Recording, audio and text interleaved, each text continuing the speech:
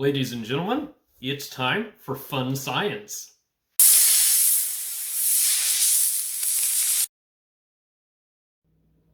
Okay guys, just a housekeeping note before we get started with the Freedom Flight Fun Science 2023 Division C build and flying review. What y'all are probably looking at is the fact that this is out of order, or at least you'll detect that as I'm going through the build, because there will be references to a different build in some comparisons.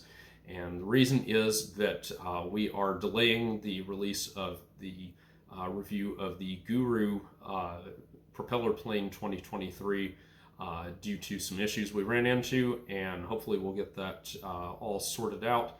We're working on some little bit different format for the review on that one to meet some issues there. But anyway, that one will hopefully be the next review.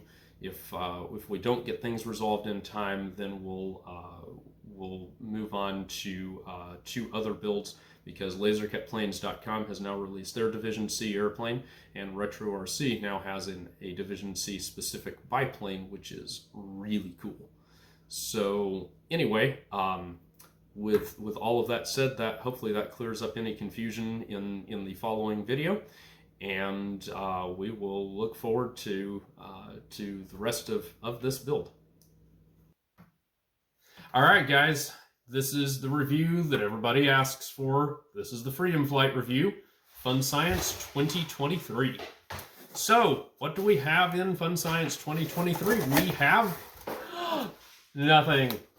All right, so here's the story on this. I ordered this kit as soon as it became available from my buddy Dave Ziegler up at Freedom Flight. He got it shipped to me, sends a note via email, says, Josh, I hate to tell you, I'm not going to be able to ship it with the propellers. I don't have any propellers. No worries. I've got another propeller of his, specifically of his, because I don't know if his are slightly proprietary to the ones I've obtained. I don't think they are. And I wish I could have his props from this year, because these do vary from batch to batch a little bit. That being said, I have flown one of his airplanes, the Division B airplane. This is the Division C. And sorry, I cannot afford to do both. But if you can fly the Division C airplane, you can fly the Division B, because it's longer and it's easier. I have some disagreements with some of the mechanisms in this airplane, but that does not change the fact that the Freedom Flight Science Olympiad kit is the standard by which all others are judged. So we're going to address all of that. Historically, even under the crappy rules we had in 2020, the Freedom Flight kits have been pretty easy to fly. They are not easy to build. It varies from year to year. I think this year's is actually technically one of the easier ones to build, but there's still some points on it that you scratch your head and say, dang, that's complicated. But these are the kits that fly, the top teams tend to use even now. We're creeping up on them, but that's, Dave and I make each other up our games. I think that's what it really comes down to. But anyway, the bottom line is this is a very good performing kit. It has some strange quirks that we will get into as we progress. And so I'm looking to be able to answer for myself the reasons for some of those quirks as this progresses. Because I've been trying to coach some students who are flying this airplane, and some of the information I'm getting back makes me scratch my head. But anyway, without further ado, let's look into the kit. Alright, so what's in a Freedom Flight kit? First of all, you get your instructions, and they are very detailed instructions. There's a roll of 1.4 micron covering. You get 3 different sizes of rubber, so you can really at least attempt to really optimize things. Typically 1 part sheet. There would be 2 propellers. Like I said, this one did not include propellers because of the issues that Dave was dealing with. And then you get, there's a sanding block in here, a whole bunch of different hardware. I don't know what the brass tubing, or, oh yeah, this is, it's copper lead or something or other that can be snipped to make ballast for quarter motors. There are these alignment blocks, all sorts of hardware in here. There's some Kevlar thread for making a bracing assembly for the fuselage, and then there are, actually no, it's over here. There's some different sizes of wood.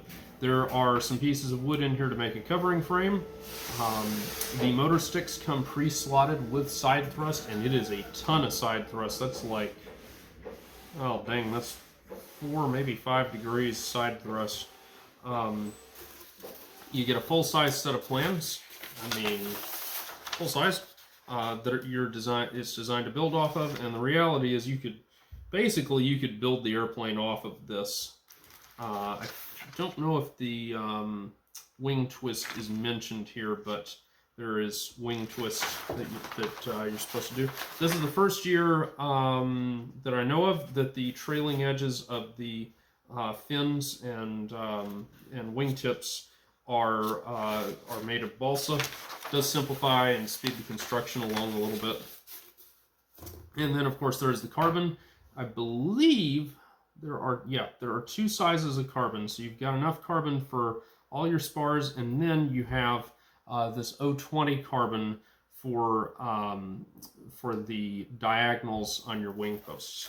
One last thing I'm going to mention, personal opinion, because I get to express my personal opinions because I'm not an expert, but I play one on the internet. Anyway, personal opinion. You are allowed, and this airplane is designed to fit diagonally in the box, but you're allowed, as a result, this much wingspan. If your tailplane is not that much wingspan, and there's no rule dictating your chords, your tailplane should be that much wingspan. If it is less, you are giving up performance. Personal opinion. And that's all I'm going to say about that. All right, so I'm going to build out the wing because y'all have seen me build out Freedom Flight wings before. There is no change to building out the wings or the tails. I'm not even going to show the covering step because, again, there's no point. Y'all have seen me do this, so I'm not going to do it again for and tie things up. We're going to build out the flying surfaces. I'll show them before covering, and then I'm going to come back after they're covered. Okay, so we have the flying surfaces here. So wing, stab, wingtips, well, these are the fins. So you can see all the parts are laser cut. They don't interlock, but they do fit together very nicely, and you end up with gusseted corners. So these come out nicely. These are the wingtips. And so both on the fins and the wingtips, those are just ribs that you have at the bottom. Now, one concern that I want to point out, you can see there's a lot of camber on the stab. And there's decent camber on the wing, but there's a lot of camber on the stab. And I have already reviewed one airplane that has excessive camber on the stab. And I'm hoping that I don't run into more problems. I don't think I will because everybody's saying that the plane flies pretty good, but I have been hearing about some stability issues, and I'm wondering if that is the culprit. Now, both the wing and the stab on these airplanes, there's a very important aspect that you have to understand. So you snip the carbon to size before you assemble the wing, and you have to make sure it's to size. By the way, sorry for my blue hands. I've been fighting with a plotter that is not working correctly because of print head failures, and it splattered blue ink all over me. That's what is required to get Stinger kits to y'all.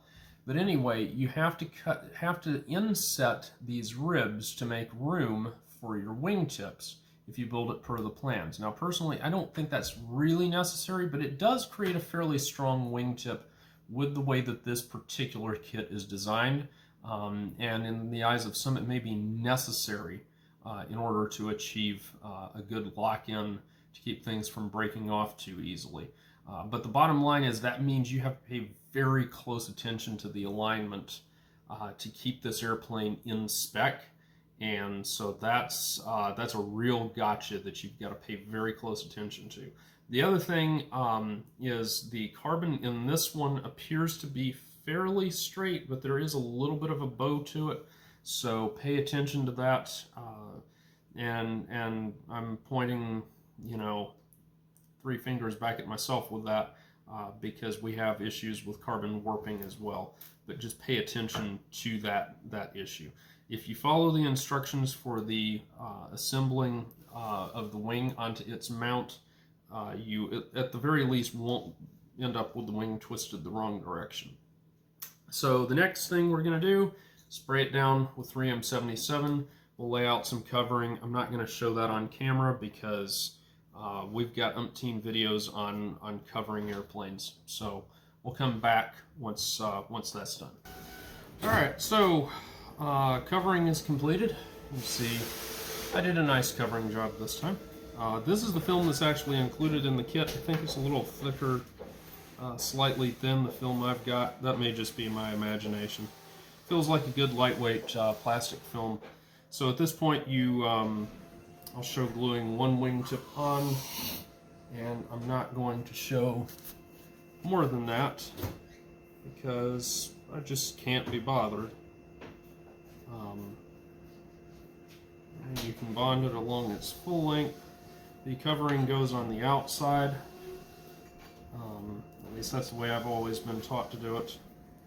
But you fit the ribs in between here. And lock it all in. And there you go. One thing you'll note is that these are prone, due to the nature of this wingtip, it's prone to pulling that rib in, so you can get a little bit of a misalignment there, which I don't think really affects anything, but just something to be aware of. And so you glue the rest of the wingtips, tail tips, etc. on, and you're there. Okay, so we have the wingtips and the tail tips all done. So now we're going to move on to part of this that's a little different, so I do want to kind of show it on video. So this airplane comes with a pre-slotted and pre-angled slot for the nose bearing assembly. And so that has to be done in a particular way. So you pop one of these out of the sheet, and it actually slots into the motor stick, and you have to pay very close attention to the direction of the orientation of this.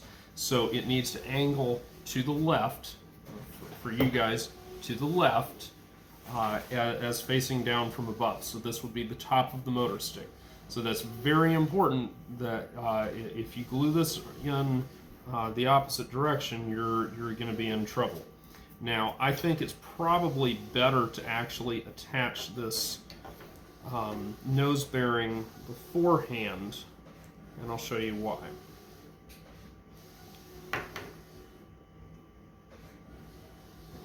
So you have to make sure you have it the vertical grain orientation. So sticking up from the nose bearing like that. And then this is an area where if you're inexperienced, you really want to use a slow acting glue. This Bob Smith glue bites very quickly, so you have to immediately just shove this all the way in like that in one motion. No hesitation or you'll be in trouble. And now it's in, and there you go. So a little unusual of an assembly. It is very, very well done. By the way, the reason you trim this away is so that when your propeller is in place, it will clear the top there. If you don't trim that away, the propeller will run into it. So you have to do that.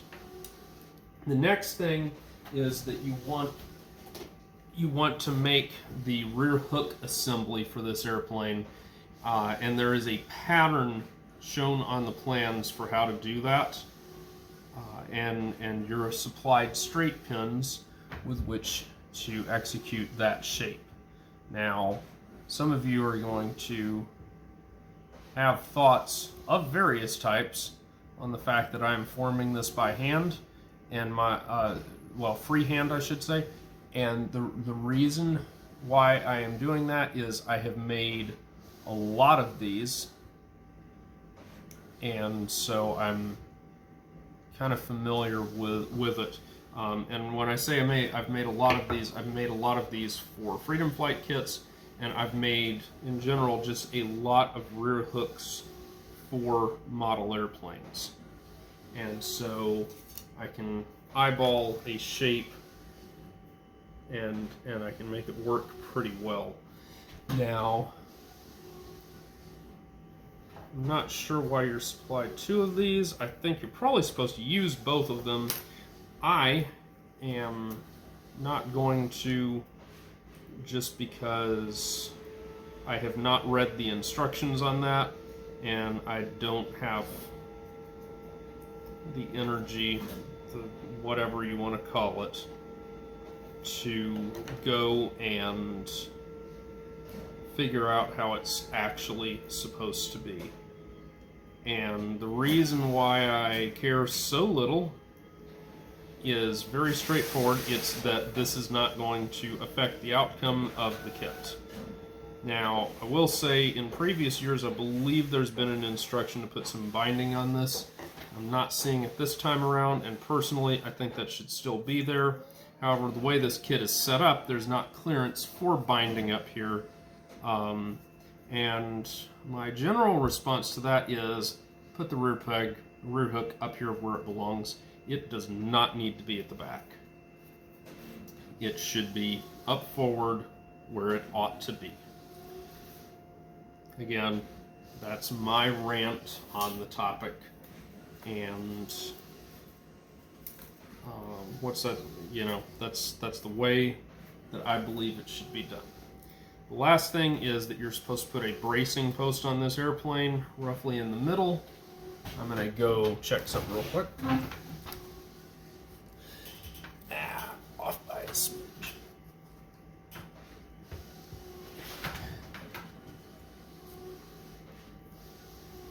Now, there is a little bit of alignment voodoo that does have to take place with this bracing assembly. And the reason for that is that you have to provide proper clearance for your horizontal tail, which is mounted on a horizontal tail mount. Now, I'm going to personally say that with the bracing, Kevlar, whatever bracing that we have done on planes that I build, we don't just glue it off on the side of the fuselage. So personally, I'm not a fan of doing it this way. I think you can make way too many mistakes, and I don't feel like it's secure enough. However, this is a very rigid fuselage, and I'm not convinced that the bracing is even required. The bracing, in a lot of these cases, serves as a way to ensure that quality control on the wood going into the motor stick is less important. And I don't disagree with that policy. I just think that it's kind of a dangerous situation to get yourself into in this particular application, and is why I tend to go for smaller dimension motor sticks that are harder, and I go for the shorter length motor sticks, because that allows me to design these particular needs out of the airplane.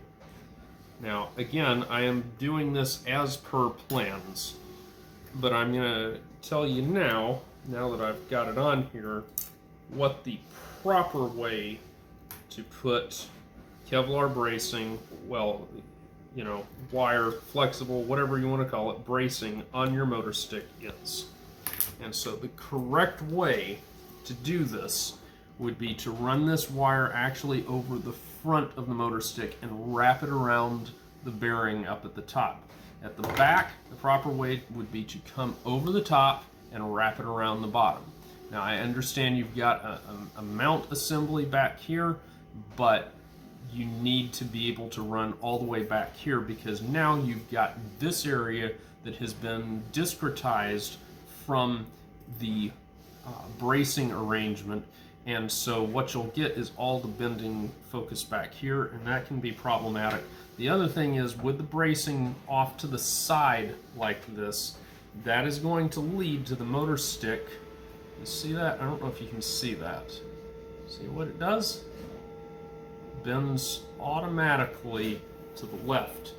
That can be useful or that can be really bad depending on the situation. I don't like having to get myself in that position. The other thing that I have just realized now that I have installed this bracing wire is that I'm going to have to take it back off, and here's why. I need rubber bands on this fuselage, and there's no way to get them on now that I've got this guy up here. And that's something you're going to have to bear in mind. If your rubber bands wear out, which they can over a season, depending on storage situation and whatnot, they can wear out, you're going to have to cut this wire loose and put those rubber bands on. So be aware of that. That's a major issue that has to be dealt with on this airplane. And that's also why you see typically those of us that are running braced assemblies, we try to build way underweight so that we can permanently affix the wing in terms of its fore and aft alignment, and then just use ballast to shift the CG, or fly an airplane with a known calculated CG and set the wing there, and that part's done. So just things to be aware of. Now I'm going to have to go off camera and I'm going to have to fix what I've done. Okay, so we have the wing position, or the wing mount positioned as shown on the plans. Taller wing post forward to get your desired incidence, rubber bands in place, dental bands, and so that part's good. Now we have to proceed to mounting the wing. So the first thing that we're going to have to do is we're going to have to make these posts for the wing. Now, naturally, I have forgotten to bring a ruler over here, and hopefully my wife is listening off in the distance and is going to hear me pleading for a ruler. She is the best wife ever. And she's, well, I say that, and now she's making faces at me. No, I'm trying to find a ruler. In her defense, the rulers were last seen being stolen by children. So these things, I don't know if you saw that, I broke one because the slots are not wide enough. Yay for a ruler.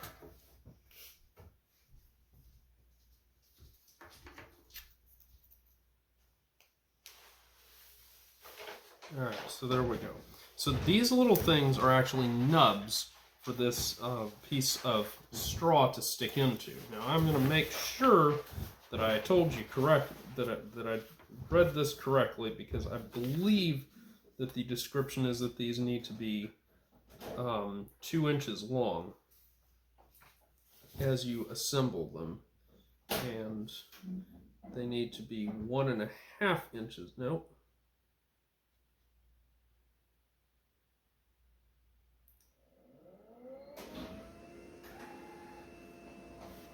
Okay, now I understand. So, you need 2 that are 1.5 inches long and 2 that are 2 inches long while I spill everything.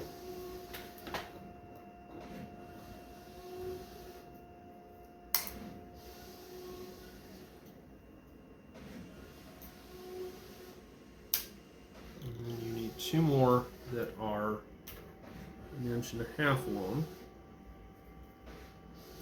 I'm doing this because nobody else is going to make a video about this, and so it's my job. Now on these we're going to slit them so that they can be slid over the others. So these first ones, if we can get the glue to harden so that we can actually make use of them. This is one of the problems with basswood. It actually inhibits the hardening of CA glue, which means that it can be a little bit problematic to use.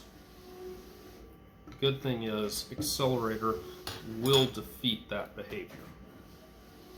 So you squish these out and they kind of lock on there, like this, and like this. And now, these slitted bits can be used to get adjustable wing jigs. Now this thing is going to be finicky. Oh man, is it going to be finicky. But we're going to make it work. So what we really want to do is have this rubber band towards the bottom. We're going to stick this little piece of motor stick-like block in the bottom between these two guide pieces. And then we're going to slide the motor stick down in there with it. And we're going to tell it to stay put. It is not really staying put, but it's close enough. So now we have to calibrate this whole shebang. So I want this one to be just a smidge lower than that. Well, actually no. Yeah, a smidge lower than that rear post. And this one to be a smidge higher. Except it actually needs to be a lot smidge higher. And it's not letting me go any higher or I'm going to run out. Bottom line is I need one of them to be 1/4 inch higher than its corresponding post. I need the other to be 1/4 inch lower, because this airplane is supposed to have, and I am not joking, it is supposed to have 1/2 inch of wing wash, which is the most I have ever heard of on an airplane anywhere in this size class. Probably the most I've ever heard of on an indoor airplane, period.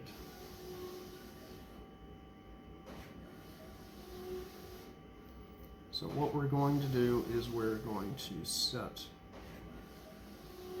these under the wingtips, and then we're going to weigh the whole thing down with a convenient object, which is basically what the instructions tell you. And as you can see, that's a massive amount of wing twist. And I keep checking back, and I'm being told, not only from the instructions, but from other people who have operated this aircraft, that this is actually what you're supposed to do. I think it's insane, but the instructions say to do this, therefore I am doing what the instructions say to do. Now the next thing, and you need to be very judicious in doing this, is you make these carbon rod braces to get your wing doing its thing. And I will say, I'm noticing the twist is not continuous here, so this may be actually to kind of attempt to force extra wing twists so that when it untwists a little bit, your airplane is a little more,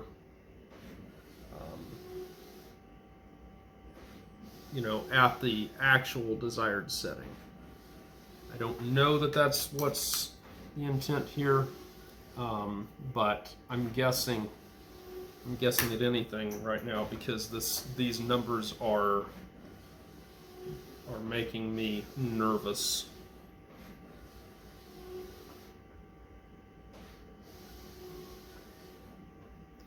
So what you're supposed to do, as per usual, and this is any carbon fiber kit, is to put these little braces on here. And I always recommend clearing off any of the covering in the area of them. And some people are really OCD about the alignment of them. I'm not. I don't think they're particularly critical in that regard.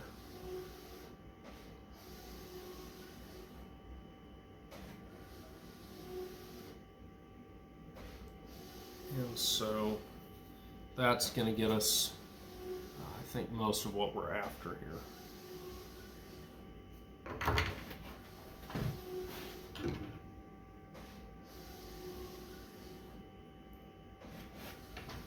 And there you have it. All right, so the next thing is, while this thing's still all in place,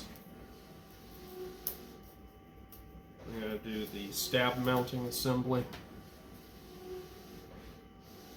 And so the way we do that is we actually make sure the stab is lined up on its little saddle thing, which is another area of this kit that befuddles me.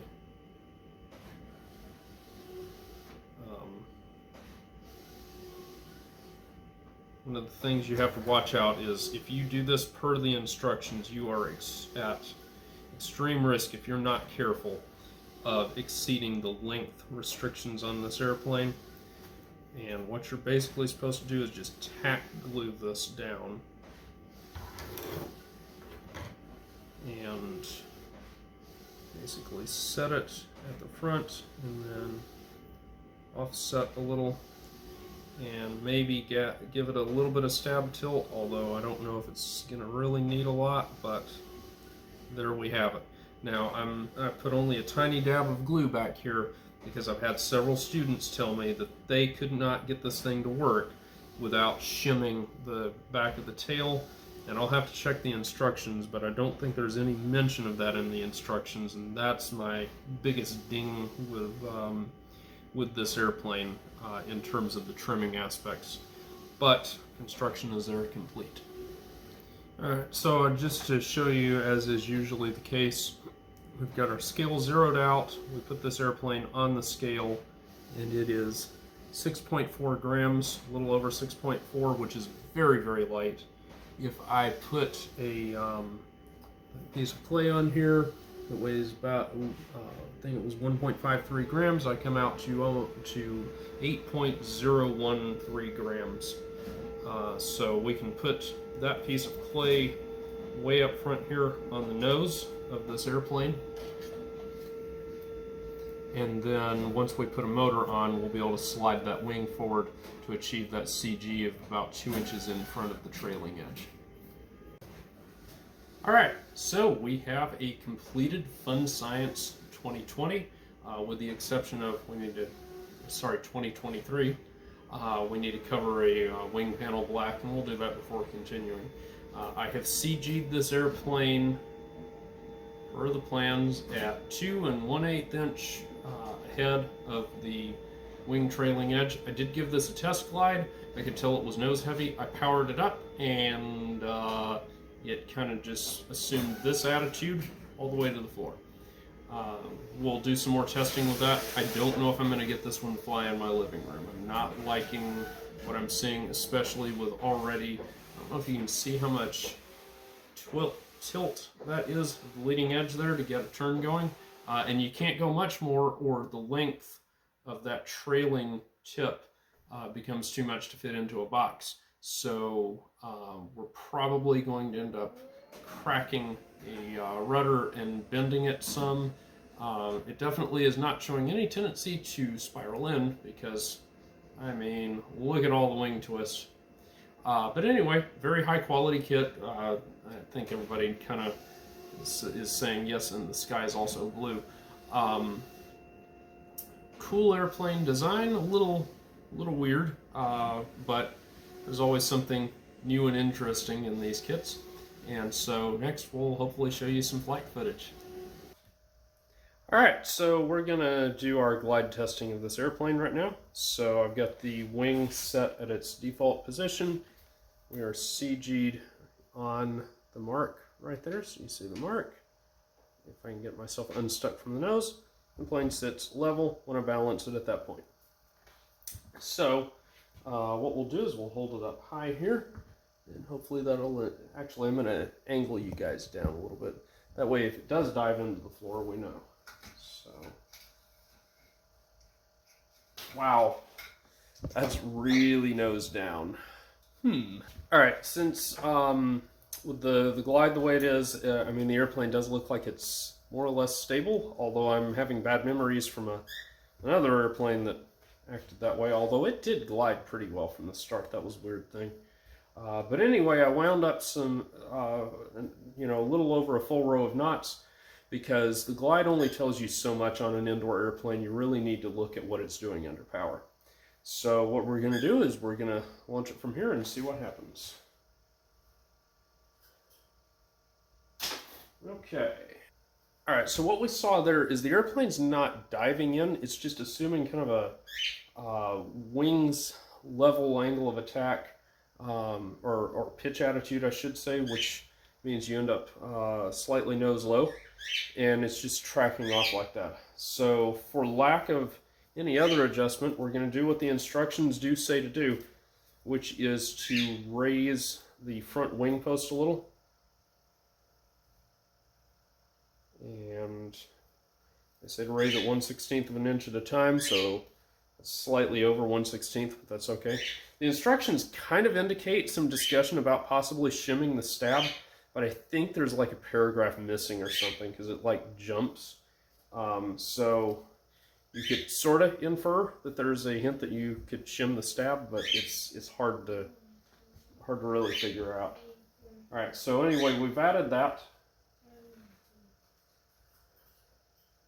And we're a little bit less nose down. We're still kind of nose down, but not as much. And remember, we're starting to back off on power now anyway. All right, so we're going to raise the nose another 1/16, or nose, the leading edge another 1/16 of an inch. I mean, that's a lot. I don't know if you can see. Doesn't really show up on camera. That's a lot of incidents to have in your wing. But we'll see what it does. Hey, that actually at the end was getting the nose up a little bit. That's not bad. All right, so I'm going to do something that may be a little dangerous. I'm actually going to slide the wing slightly forward. And the reason I'm doing that is the airplane seems to want to fly with its nose up now, but it's taking a minute to get there. Now, one thing that's dangerous, with all this incidence in here, you don't want to be flying around like this, or your wing is at a very high angle of attack. So motor stick almost level is where you would want to cruise with this much incidence. So just bear that in mind. Oh, that looks really nice. Well, other than the hitting the bird cage part. All right, so I wound it up again so we can kind of get things going. Looks like the cruise is going to be okay, but now we're going to need to make it turn, which is fine. None of these airplanes naturally want to turn this tightly. Oh yeah, that's looking pretty good.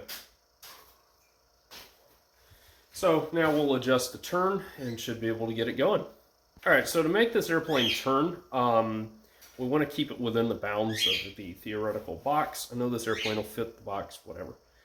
So what we want to do is, if we're going to bend in like this, what I'm going to do is I'm going to pinch the bottom of the fin right here, and then I'm going to pinch it right here, like that. And so that's going to give us a little bit of left rudder, just like that. We may also add a little bit of stab tilt in a minute to see. All right, so we're almost at the turning radius we need now. It just needs to turn a little bit tighter. So we're going to add just a little bit of stab tilt, just by twisting the motor stick. Now be careful, because this is fairly soft wood, so it can pop on you if you're not careful. But now we have a little bit more stab tilt.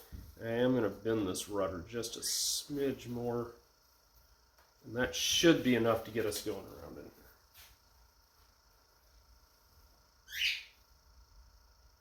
Oh yeah.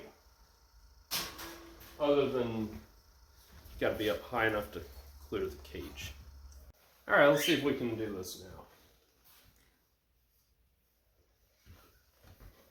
Come on, clear it. Come on.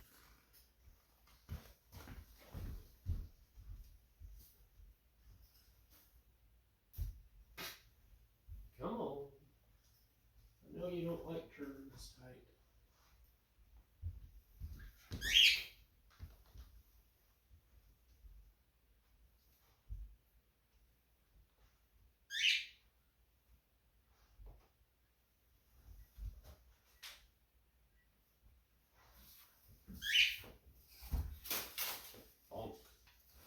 Okay, so what we saw there, I don't know how clear that was that the airplane was actually flying around like this. So motor stick a little bit low. Even when it was climbing, it was doing that, and that's not what you want. What may not be clear is there was that brief clip where it kind of went in, hit the cage over there, and I noticed that immediately, and so I raised the wing post another 1/16 of an inch.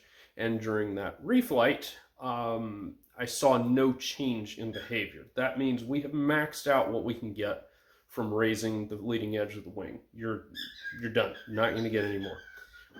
So the only recourse at that point is to actually address the fact that the propeller is now fighting the wing in terms of it's pulling down and the wing's pulling up. So to fix that, we have put a shim. I wish the camera would focus better. I put about a 1/20th inch shim back here on the back of the stab. I took that extra incidence out that I added in for that previous flight. And so now let's see what it does now. Oh yeah, there we go. That's what you want to see right there. So notice now it's holding the nose up. It is not maintaining altitude. That's a little disappointing. But we can deal with that. I don't know if it showed up on camera, but there at the very end of that flight, the airplane did stall a little bit. So I'm sliding the wing back just a smidge, kind of to get the CG back where it was. And so hopefully that'll take care of that. We do have a lot of incidents in this plane. I may be able to take some more out of the wing. We'll see. All right, so we're looking very nice under power now. Let's steer it out just a little there. Nice climb all the way to the ceiling. We're bouncing around now, and that's fine. That's what you want to see, really. Another set of ceiling hits. That's actually very impressive. Let's get away from the wall here. Get back over there. Oh, that was a little too much. Oh, that's about right. Looking good, looking real good.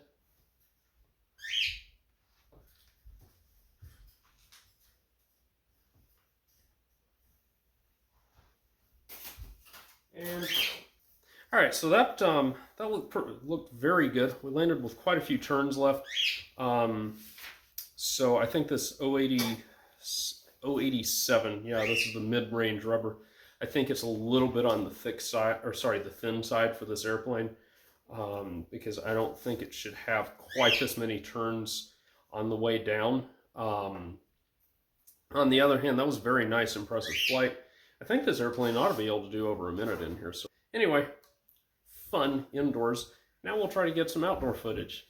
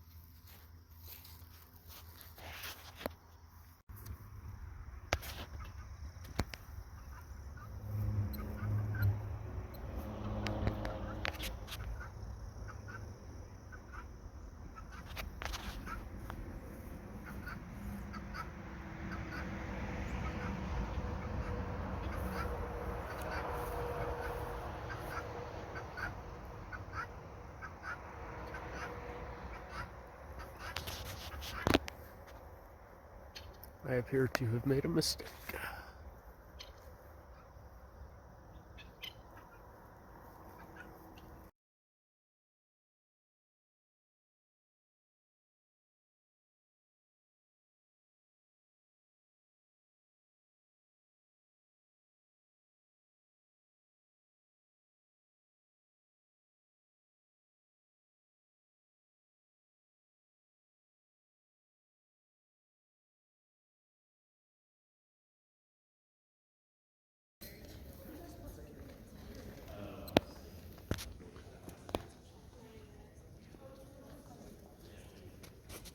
Okay, let's put the notebook away. You can't have that when you're flying. Let's go. Let's take off platform. Hey, here we go. 1, 2, 3, go. Yeah. Don't throw it up. Go. We're flying.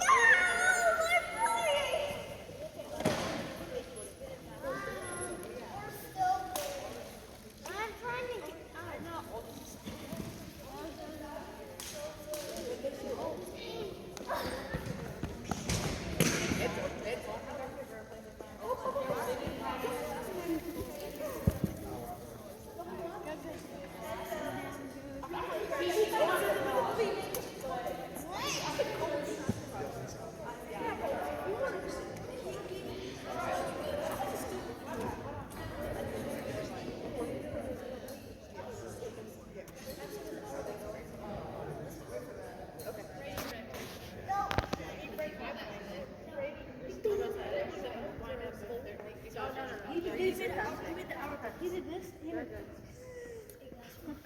Like he lets it go and lets it go. Reading. A minute and 30 seconds.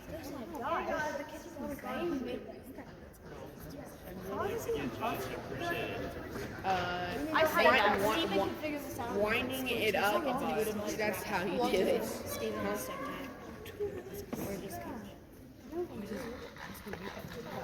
How's still going?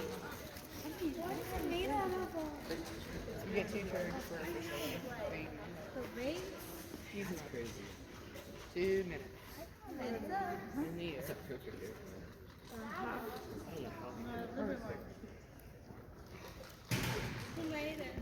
Yeah, he makes them. 2 minutes and 12 seconds. Like His hourglass was so cool.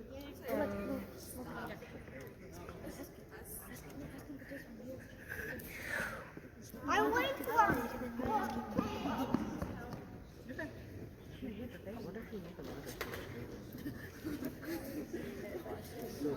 If it goes to 3 minutes, that's gonna be insane. I mean, it's the longest flight I've seen us fly.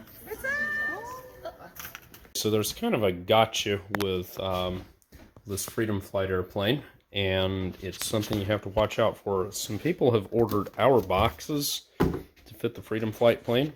You can see I've got a stinger in here.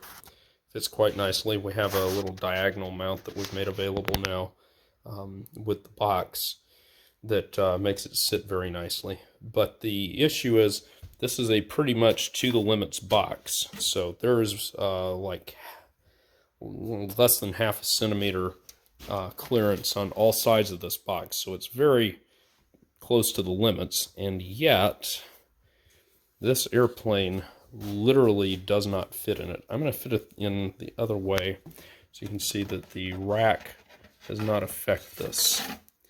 So what we're doing is we're running into the propeller here at this point, and so you can see I've got literally a wingtip hanging out as the prop is pinned against the other side there. And if I drop the prop down, basically we cannot, there's not really a scenario without bending some things over on that wingtip. You can see I'm stressing that wingtip, and I'm still sticking up out of the box here. So let's so the propeller is running in to the side there. Unfortunately, the problem is worse than that, because even if I just take the wing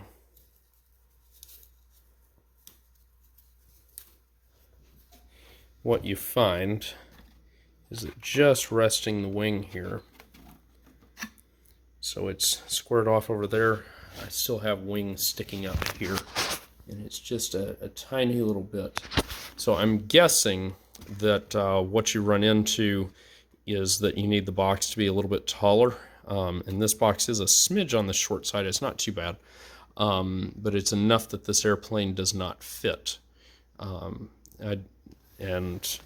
I did not design my box with anticipation of an airplane with a wing this large.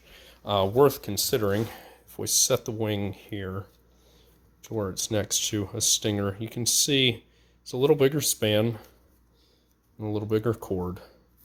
On the other hand, if we compare the tails, you can see that there's the difference. And so this airplane flies with a very aft CG compared to this one.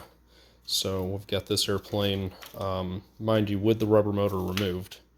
But we've got it balanced right there, right about there. And so that, assuming our center of lift is way up here, means that we're getting a lot of lift from the tail back here, as opposed to this airplane that we balance much further up here. And so that differential becomes much smaller. So the stab does not produce as much lift on this one.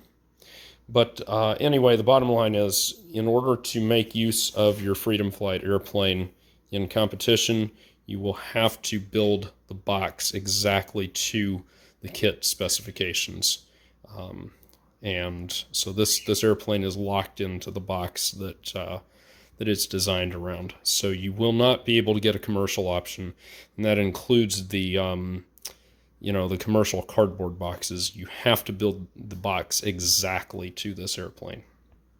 One solution, of course, would be to shorten the wingtips just a little bit, because I mean, you can tell there's a lot of wingspan difference there, and the amount that's the difference between fitting in that box is pretty small. So if you clipped, half an inch off the wingspan, you still have a very competitive airplane. Probably wouldn't even be able to tell the difference in performance, and then it would fit in that box just fine. And what I would do is I would actually clip it off, clip a half inch off the right wing, and then that way you have a longer left wing, and you can probably get rid of some of the wing twist as well, since you'll have that longer left wing to compensate for the turning radius. All right, guys, so you've now seen the full build, abbreviated build, and some flight footage of the Freedom Flight Fun Science 2023 Division C. Very fun airplane, very well designed. Obviously, I would expect nothing less. And we've seen that it delivers very competitive performance. Unfortunately, I never did get to fly it indoors in ideal conditions, but the general consensus is that it's about that in a typical ceiling height, it's about a 3-minute airplane, which is kind of the standard for top-end performance. For a good solid airplane that is trimmed out and has the rubber motor sized correctly. So it's what you need. This airplane meets the needs to be a competitive airplane.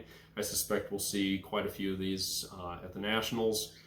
Basically expect at SciAly Nationals, the top teams will all be flying carbon-based airplanes. So this aircraft, Stinger, things of that nature. Possible that Retro RC may pull a little sneaker in to hold on a little, and I could see the Laser Cut Planes kit being good enough to get into the Nationals as well. So it's a competitive field this year, and you've got to know how to fly your airplane at the end of the day. That's what it comes down to. The best students are the best competitors, the best sportsmen. That's the right term. The difference in them is not necessarily what design they're flying, so much as the level of experience they're bringing to the table, the level of effort they're putting in, the amount of study they're putting in, and so on. I should mention, by the way, this is the second one of these I've built. For those of you that did not catch what happened there, yes, I lost the first one in a thermal. Total flight time was about 8 minutes. I did see it all the way to the ground, but I could not locate exactly where it came down. because it was about a mile away from me. No, half a mile. Don't want to exaggerate too much, but it was about half a mile away from me when it landed, and it was in about 10-foot tall scrub pines, not scrub pines, seedling pines. So I searched the area pretty well, but it was not to be as far as recovering it. I didn't have a good line on it from where I was. But regardless, fun airplane to fly indoors and out. And so I very much enjoyed that. Airplane builds to weight very, very nicely as well. I will mention I've had a couple of students comment this. If the plane builds underweight for you, you've done a good job. Do not use up that weight on additional structure. Use it on nose weight so you can get the wing further forward and get better performance out of the airplane. I've had a couple students report to me some trimming difficulties with the airplane, and I think a lot of it's related to the wing twist. If you are not following things very closely, you can run into a pretty difficult scenario where the wing twist will cause some very, very interesting turn oscillations in flight, and so keep an eye on that. But overall, I give the Freedom Flight Fun Science 2023 the thumbs way up, which is probably pretty predictable with a Freedom Flight kit. I enjoyed it, and I hope you all enjoyed this review, and look forward to the next one. Hi, I'm Josh Finn. This is Hope. We are J&H Aerospace. If you like this video, hit the like button. Also, how about subscribe to our channel and check out jhaerospace.com for new free flight products and all of the tooling that you'll need to build them. Thanks for watching.